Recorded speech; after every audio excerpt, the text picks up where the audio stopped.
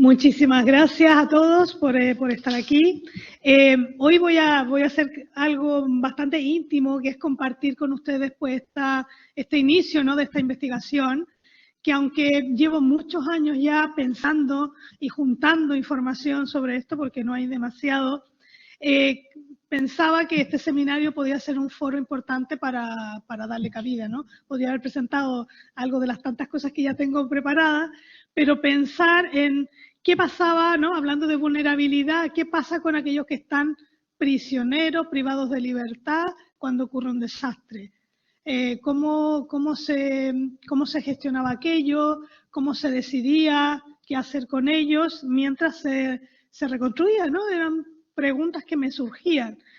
Y también mirando dentro del conjunto de temáticas que tratan de los desastres, en la América Española, pocos hacen referencia a estos sujetos, hombres y mujeres, y menos juntos. O se trabaja, en el caso que se trabaja en los presos, muy poquita cosa, porque he encontrado poquísima bibliografía. De las monjas sí que hay más, pero nunca juntos. Entonces, pensar eso, los faltos de libertad. Por lo que diversos motivos se encontraban privados estas personas de libertad cuando ocurrieron fenómenos naturales extremos, principalmente terremotos y erupciones volcánicas, porque son los casos que más han afectado a las infraestructuras, a los edificios. En el caso de los terremotos y erupciones volcánicas tengo casos también en Quito y en Arequipa. Se destruían por la ceniza, ¿no?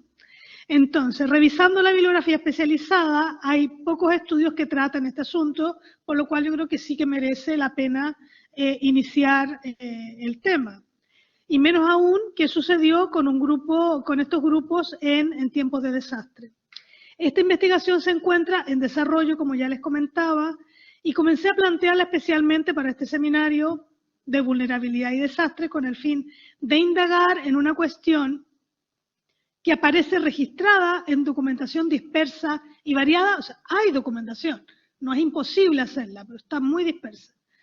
Y que desde hace ya algunos años pues me interesa analizar y entender en qué medida esta variable nos arrojaba luces sobre la sociedad colonial. Ese es mi objetivo. O sea, no solamente ver qué pasó, sino que entender una vez más cómo es el entramado, cómo se gestiona, quién se hace cargo de estas personas, de estos presos y de estas monjas. Y lo centro en el Virreinato del Perú, porque los últimos 3-4 años de trabajo pues nos vienen dando también información de que el Virreinato de Nueva España, el Caribe y el Virreinato del Perú, aunque pertenecen a la misma monarquía, funcionan de una manera diferente. Entonces, para no volverme loca con los ejemplos que tengo de Nueva España y no pensar que lo de Nueva España se aplica al Virreinato del Perú, quiero primero centrarme en el Virreinato del Perú y luego ya, una vez que tenga una idea más clara, pues comparo. O sea, yo ya tengo algunas ideas, si tampoco está tan en verde el trabajo, compararlo, ¿vale? Porque he visto con respecto a otras preguntas, y sí que hay diferencias importantes de cómo se lleva la gestión en Nueva España, vuelvo a repetir, en el Caribe y en el Virreinato del Perú.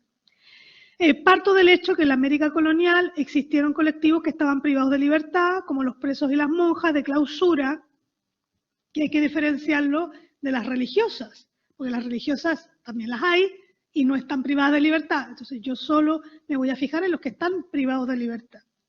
Tras la ruina producida como consecuencia de terremotos de gran magnitud, y yo pensaba que aprovecharon las circunstancias para escapar de su encierro forzoso y desaparecer, entre comillas. O sea, esa es mi hipótesis de partida, lo cual ya con esta indagación que estoy haciendo ya tengo que modificarla, porque parece muy claro, pero no es tan claro. Esta sería mi idea de mostrar. Objetivo.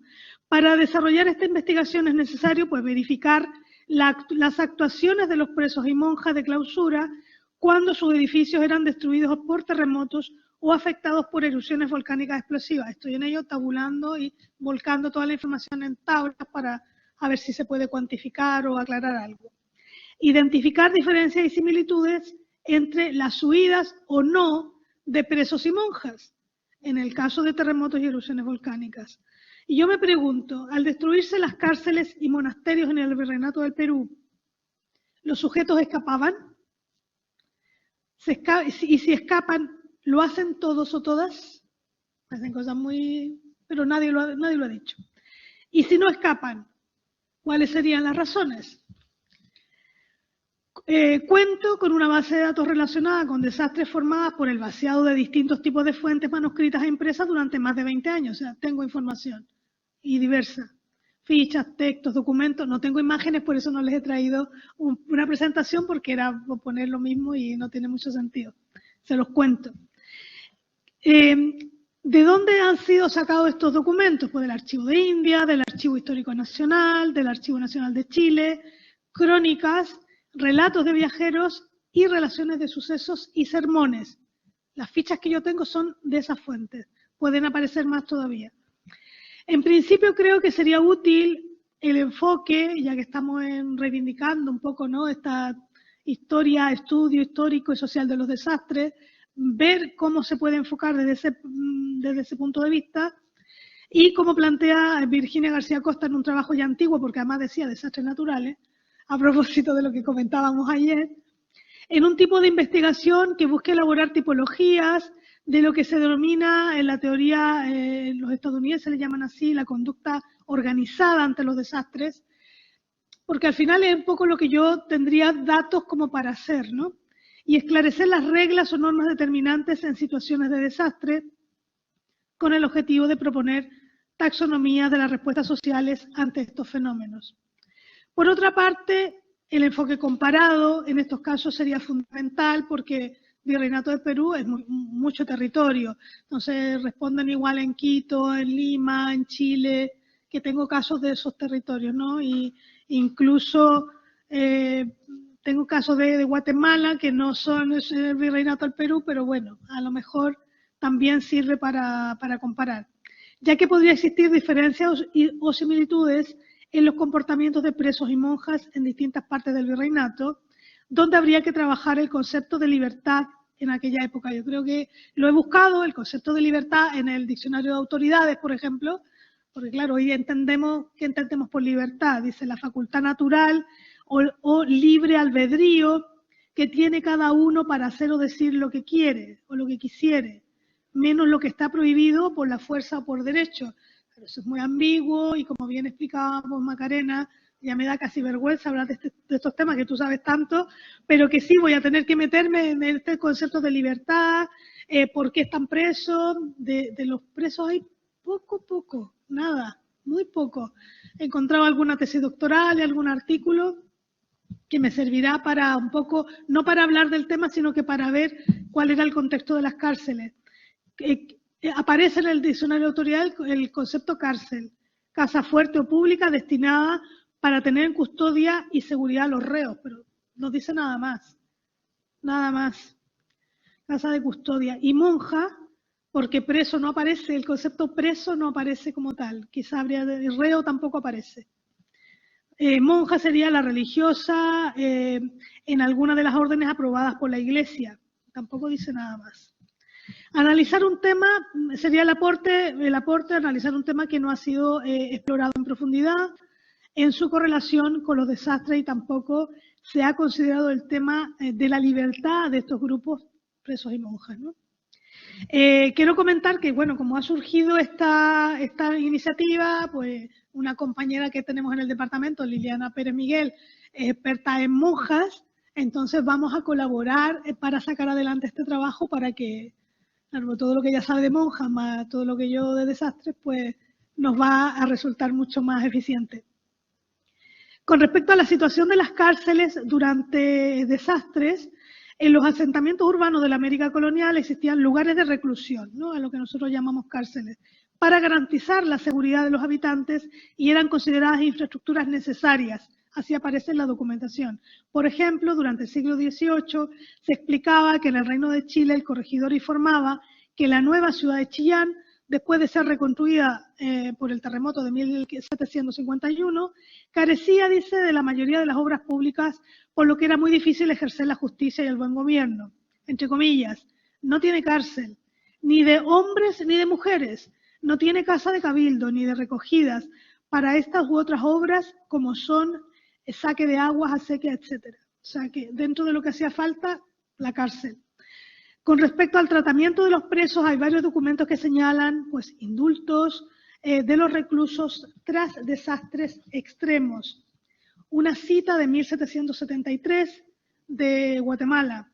Los reos y fascinerosos a quienes tenía en sus delitos, tenían en justa prisión sus delitos, gozando esta ocasión indulto, salieron por las puertas que les franqueó en las brechas que hizo el terremoto.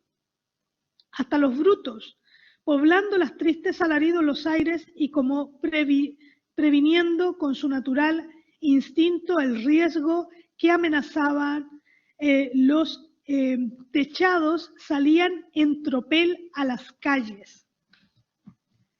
La realidad, con respecto a los casos documentados, tengo otros casos. El 29 de abril de 1755, el terremoto de Quito, famoso, que se queda no tan famoso por el de Lisboa, pero también fue importante. En esta ocasión, son los miembros de la Real Audiencia que decidieron franquear las cárceles dando libertad a los presos, excepto a los delincuentes de muerte. O sea, en la documentación hay una serie de indicaciones que yo tengo que ahora sistematizar y decir, bueno, ¿quién los deja en libertad? ¿Quién lo decide?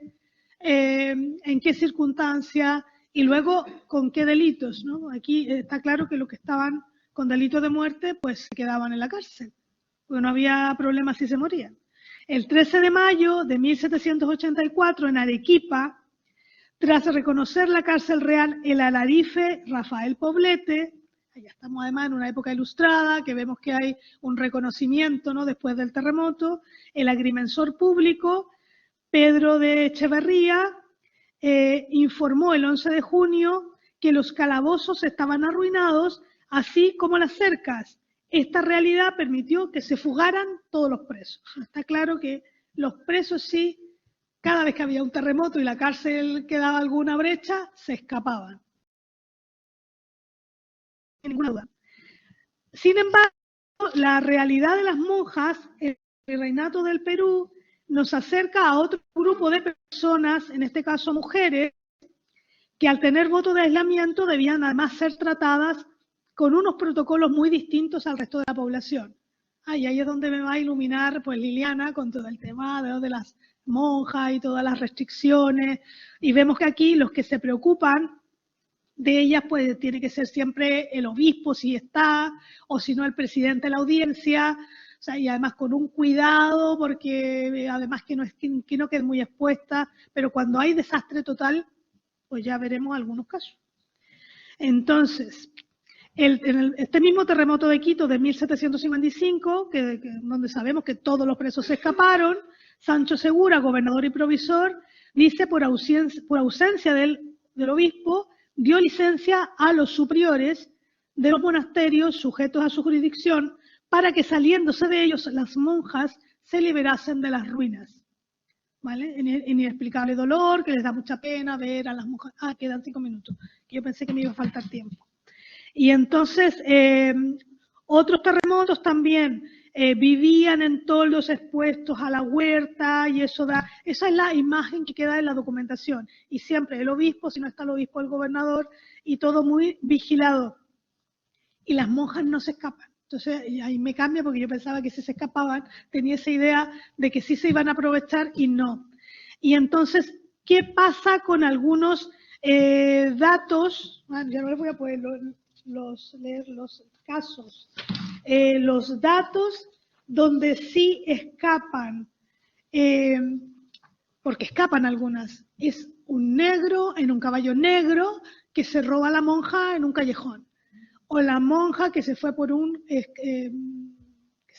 pasaje negro y entonces se pudo escapar. Ahí está claramente, hay un relato que hay que ver de dónde viene, ¿no? Conclusiones. Hasta el momento se puede concluir que los presos escaparon cada vez que tuvieron la oportunidad y en muchas ocasiones que se produjeron desastres fueron las propias autoridades locales, presidentes de la audiencia o corregidores, las que les otorgaron la libertad para no condenarlos a perecer bajo los escombros, o de hambre también, por falta de recursos. También se les daba la libertad para que colaboraran en distintas labores, excepto a los sujetos muy peligrosos. En general, si estaban condenados a muerte, se les dejaba encerrados. En este caso, habría que analizar mucho mejor la legislación con respecto a la forma en que se castigaba con la muerte. Bueno, aparece muerte también en el diccionario, no lo vamos a leer. Por otra parte, las monjas de clausura parece que escaparon mucho menos de lo que yo pensaba inicialmente. Yo era más mal pensada, yo me habría escapado. Sí, porque sabemos que las monjas no estaban voluntariamente allí, ya que las autoridades rápidamente hacían todo un protocolo para protegerlas personalmente y las enviaban a sus familias. Debemos recordar que en aquellos tiempos ellas no ingresaban necesariamente de forma voluntaria, pero eran miembros de familias adineradas o con cierta distinción social y económica dentro de la sociedad. Cuando escaparon, en la documentación, como les comentaba, se registra de una forma que pareciera que no era por su voluntad. No me cabe duda que las que escaparon se escaparon, pero aparece en la documentación raptadas por un negro, en un caballo negro, en la noche. Este modelo, como digo, habría que indagarlo. Pues muchas gracias. Yo creo que esto va a dar alguna novedad.